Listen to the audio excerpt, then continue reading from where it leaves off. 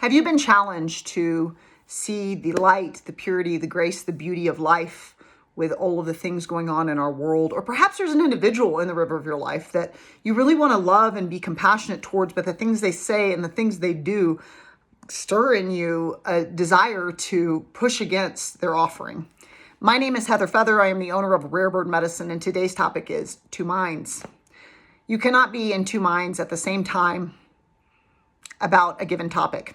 You can be in gratitude for the grace of your life and the beauty of getting to smell or taste your food or see your food, if you can do those things, or to use your hands to reach for things, to use your legs to move about the world. We all have different graces. There are those that are without legs. There are those that are without the smell and can't taste their food, And so you can take for granted all your graces, and you can stew in the mind of what a bitter, terrible place this is, because that I don't care that I can taste my food. I don't earn enough at my job. You know what I mean? But you cannot be in gratitude for the bounty, the heavenly bounty you chew on of blessings all day long.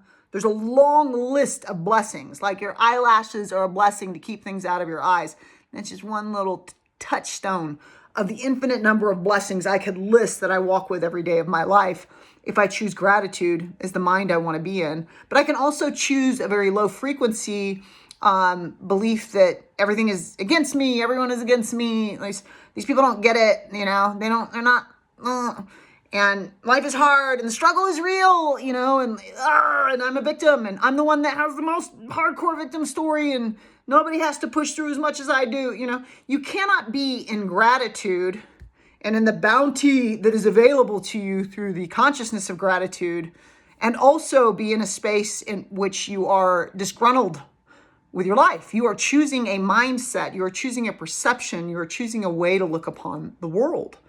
And Heather Feather often asks herself, when I don't understand, I was raised in the Bible Belt. I don't understand a lot of things that Christians have wanted to hand me, where I ask questions and they go, Lord works in mysterious ways. It's like, well, Lord also gave me a questioning mind, which means the Lord gave me an answer behind each one. And so if I have a question, we should be able to find the answer. If God is the way, the answer, the truth, and the light, then the answer should be available. So if your system is not able to find them, then there's something going on in your system that isn't offering what it is that is available, I believe. And sometimes I wonder if we're asking the wrong question to begin with. So you may know, because I've been talking through these videos for some time now, about how I study A Course in Miracles, I study Way of Mastery. There's another book called *𝐬𝐮𝐬𝐜 by Richard Bach. If you've never read it, it's an amazing, unbelievable book.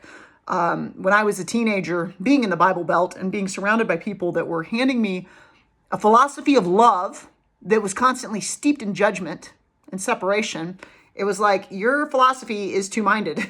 And because it's two-minded, the math doesn't add up to me. You're going to tell me of heaven, but then tell me of hell, and then tell me that people that I love will go to one place and eternally be tortured for a little blip of time on the earth. And you're going to tell me the God you love is compassionate and is loving, but does this psychopathic thing that it could resolve and doesn't fix.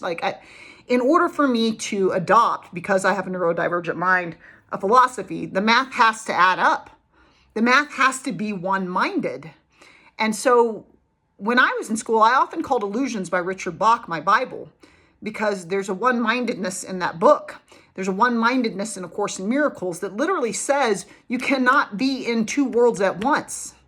You either are eternal for all time, or you're not. And death is real, and all the atheists are correct, and there's just nothingness. And you just get one measly life. And, even though there's beautiful symphony of math behind everything, an orchestrated math that no human being put in the design, there's no intelligence in the universe, and we just are worm food and, burned to ash. Something Heather cannot understand. It doesn't make sense. There's too much evidence in the spiritual sector of life for me to ever adopt an atheistic or agnostic perspective. Of this, I am not right.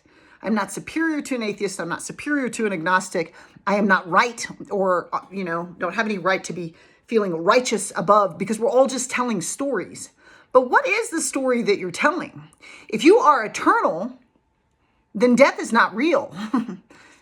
And if you are eternal, then it's possible this thing called life, this thing called Earth School, might be illusory. It is my personal philosophy that Earth School is a creation of the construct of the fingers on the hands of God, if you will, the tips of the fingers and the tips of the toes, where mankind or divinity expressed into the infinite light that it is, all the little lights wondered, what if we created of our own accord without the Lord?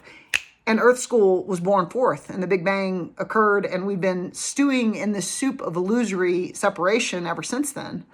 And as we stew in illusions, as we stew in the holograms of the darkened doorway of a consciousness that says, I can be separate from eternality, because that's exactly what A Course in Miracles says, man had a tiny mad idea. What if time could intrude upon eternality? And in the madness of that idea, the eternality was forgotten. And in forgetting our eternality, there are all types of stories of separation and of degradation and of righteousness to rise above the doldrums of those that we would judge that entered the field. And you can shoot yourself in your own foot, but I wouldn't recommend it. Don't poke yourself in your own eye, you know. And Earth School is a lot of that. It's like, oh, I don't like the way the earth looks, and I don't like the way this person is, and I want everything to look perfect and feel right to me at all times. And it's like, well, you're in a place that is riddled with the poison of the delusion of separation. And when you chew on that fruit, it's easy. It's easy to get. I think often about Jesus riding a lowly donkey into the village.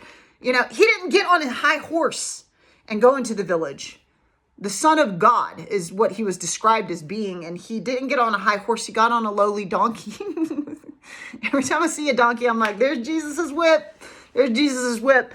Because there's a component of understanding that he's offering to us here, that he is not above his kin. His teaching was, I am not above you.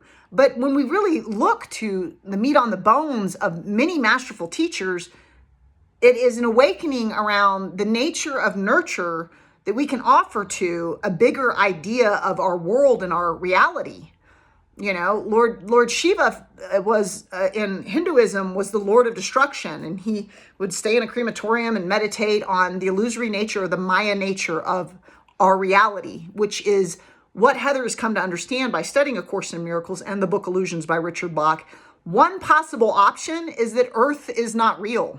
These black holes and white holes being the manifest reality, black holes being the output of, you know, infinite multiverses, and there being gateway portals into the white and black hole of the construct of consciousness, of the delusion of separation, which can never occur when you are at one at all times with your creator and at home.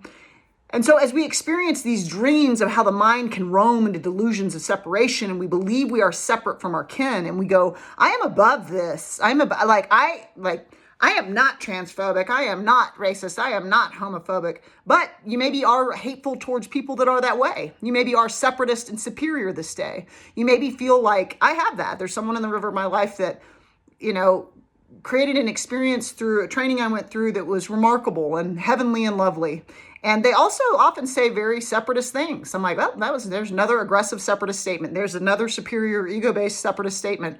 And this is a person that I consider a divine friend and someone I love. And I don't enjoy chewing on their investment in illusions, but I do enjoy freedom. And so that person is free to be separatist.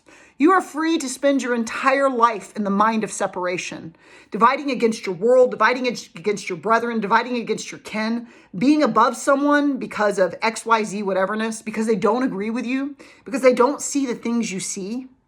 You also have the opportunity, every breath that you take, to choose a mind that serves the life you say you want to live. The life you say you want to live. What if every painful thing was nothing more than an illusion, a hologram of separation that never occurred, because you can never be any place except for the place your one true mind rests, which is in the eternality of the divine, or the mathematics back of this whole design. And isn't that a grace? And isn't that a peace? And doesn't that warrant more of your attention this day? What mind do you say you want to walk through in this lifetime? You can always subscribe to Rare Bird Medicine on YouTube. Amun.